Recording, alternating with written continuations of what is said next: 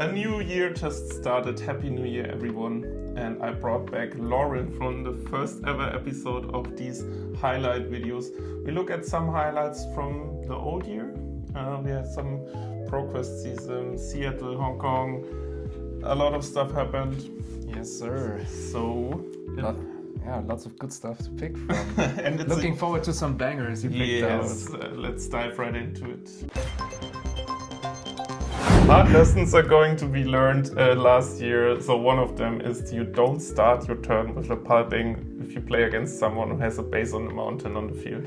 Yeah, because it'll always end in a blowout, because you can just block with the base, banish another card, and just end the Chaos or Rhino's turn right then and there. At least he had a way around to extend his turn. At least something.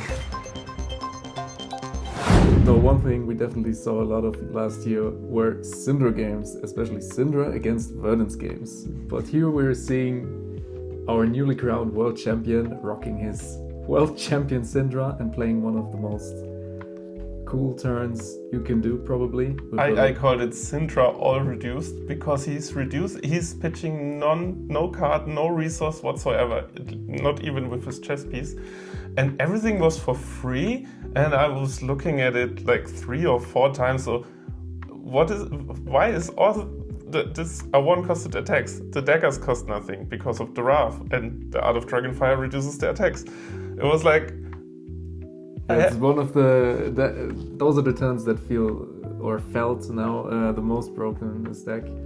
And even Cindra all reduced because the Stonework Gauntlets also reduced. A lot of reducing going on. A lot of reducing. Yeah. Well, Lauren, this was one of the most interesting decks I saw on stream the last weeks. It was a Vynnset combo deck. You saw it? I saw it on stream, yeah. It was a Vynnset combo deck that abuses the power of giving non-attacks go again, that are drawing you cards, and then he...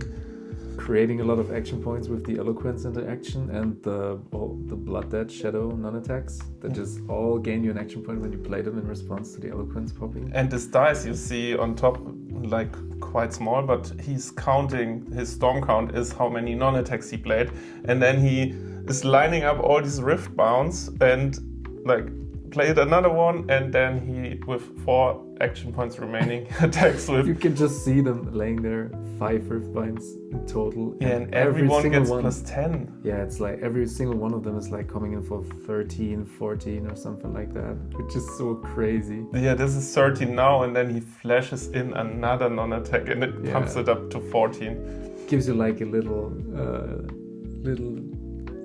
time travel moment where you can like experience things that old chain did sometimes. Yeah, with Runeblade I know these stack combo decks, these OTK decks, but I never saw these kind of decks.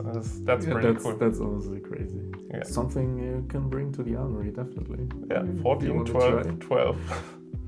GG. One play we are not allowed to miss in this highlight video is this banger of a final, and Paul started his turn, as you can see, with 3 non-blocks in hand, which is not good against the Dash.io. Especially when a Boom Grenade is already on board. So, as we can see, Gravy is already trying to get rid of some allies from his hand to try to block this out as best as possible. And he got a Blood in the Water from it, changing with the top. That was one good thing. Which is a good start. And then we can see Samu here searching for another item with the Spark. It's another Boom Grenade. So this is like one of the most important turns for Dash, right? Exactly. Because, as we know, Dash.io can run into the problem of fatigue in the Gravy matchup, since Gravy started running more D-reacts, and so Samu really wants to push through some damage here and connect these Boom Grenades, because otherwise he maybe won't have enough damage. And normally that should be no problem at all. But then there's a gamble from Paul. He just gambles because he already exchanged the top with the compass. He wasn't aware of that is an ally on top, and he gambled and he hits the ally and gets the buff for the Blood on the Water and just manages to block everything out here. But he still has a problem here because there's a maximum, not high, high octane is another one, maximum velocity coming against him. And he needs to think, should I gamble again? Well, we'll see. Yes. And he does, as we all know. And he's pondering for a long time and just and hits the ally another from ally. the top. And Manages to block the rest with the flexors. And, yeah. Even the last pistol shot. Yeah. And it was so amazing because the highest he blocked for 4 and he could have easily put in equipment in. We left Kano in the old year. Something. But you liked Kano, right? At some point, but then he got a lot of potions and got to be a real casino deck. And since then, I've not been enjoying him that much. So this is the moment in Vienna that sent him to Living Legend realms. Quite unspectacular in comparison to all this broken Kano stuff we had on this format and on streams all the time. And still worth it to show it. Yeah, of course. And here, for example, you have one of the plays from the last weeks with 7 potions out. He cracked the one that gives you another intellect in the turn before. Yeah. And then he has a potion that orbs, and then he has like... cracks the deja vu, cracks all the energy potions, and as we all know, and the does crazy things. Additional energy potions with Watery Grave, somehow generic. And then there's a card that draws 2 cards when it searches, also came to the Kano editions. Yeah. Yeah, this is like classic POV of what you don't want to see when you're playing against Kano. But I liked this play, especially when he said like, okay, I want to react on this potion. I want to draw a card with balance. He said, wait, I can kill you in response. One thing I enjoyed the most about watching streams in the last weeks was to see a lot of live. The little Guardian on stream. And also winning games on stream, which was very motivating for all the live enjoyers out there, I'm guessing. He's quite a good deck. And for example, so his hero ability halves all this attack and defense power of him. So that's why he plays a lot of small Guardian attacks. And it's a Guardian deck with Razor Reflex in it, which is my favorite card. But then you have Tower, for example. This is only active when it's on 13. So he's attacking for 12. And Shoma has to think about, do I respect it or not? He doesn't. He doesn't quite. And then he gets hit by the Liar's Charm, which deactivates the hero ability, which halves everything and buffs. So he goes up to 13 and just makes him discard his whole hand.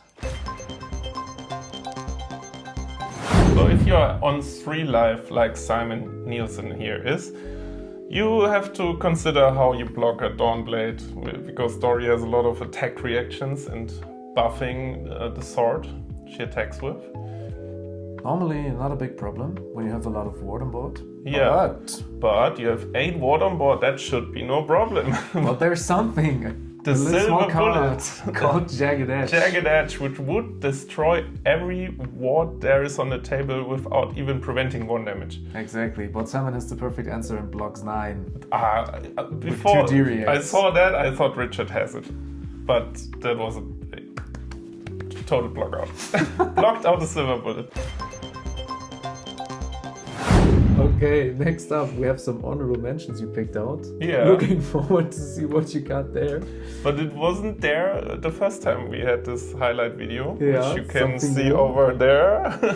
So what we're seeing now is the RKO blocking out with a Steel Victory and stealing a fealty from Yuki here. I love the way he's writing on the blank token, I'm a dragon.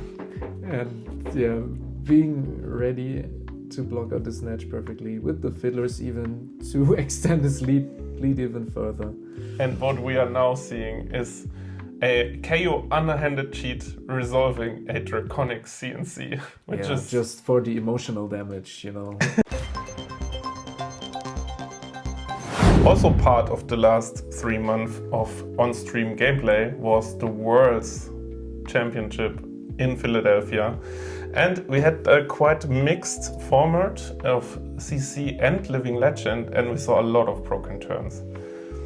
Especially the Dash.io deck, I was thinking it did some scary things. Yeah, that's definitely my favorite deck of the tournament because I'm a big Dash.io enjoyer myself, and I always try to build something that was close to this, but it never got as consistent as this deck is. I just love what the team did, and Michael on stream as well did with the build here with Stubby Hammerers and every draw card in the game basically that can be played by Dash.io. So just the plan of the deck is get out as many cerebellum processors as possible, get your high octanes, get your draw cards, and then just basically cycle through your whole deck, draw every card, use the optical monocles to opt to the bottom what you don't need, and then just generate as many action points as possible. And just play an infinite turn basically, that where every attack action gets buffed by the Stubby Hammerers, every action point can be converted into card draws by the cerebellum processors and the symbiosis shots, and then the most broken part is you can just reset them with the system resets, I mean the cerebellum processors, and then just get them back on the field, generate action points, and then do it all over again and draw even more cards. I liked how scary this deck was, and because even if you pressure your opponent, see Michael is at 1, you still know if the turn comes, I'm not in a lead, not at all. It's just a classic combo deck, and feels kind of like Kano when you don't get to finish off your opponent. I also enjoyed the Marilyn builds with Cash In and Art of War in Living Legend, and Worlds was totally nice. That's great experience to watch. Definitely a good number 1 to pick from the last 3 months if you haven't watched it.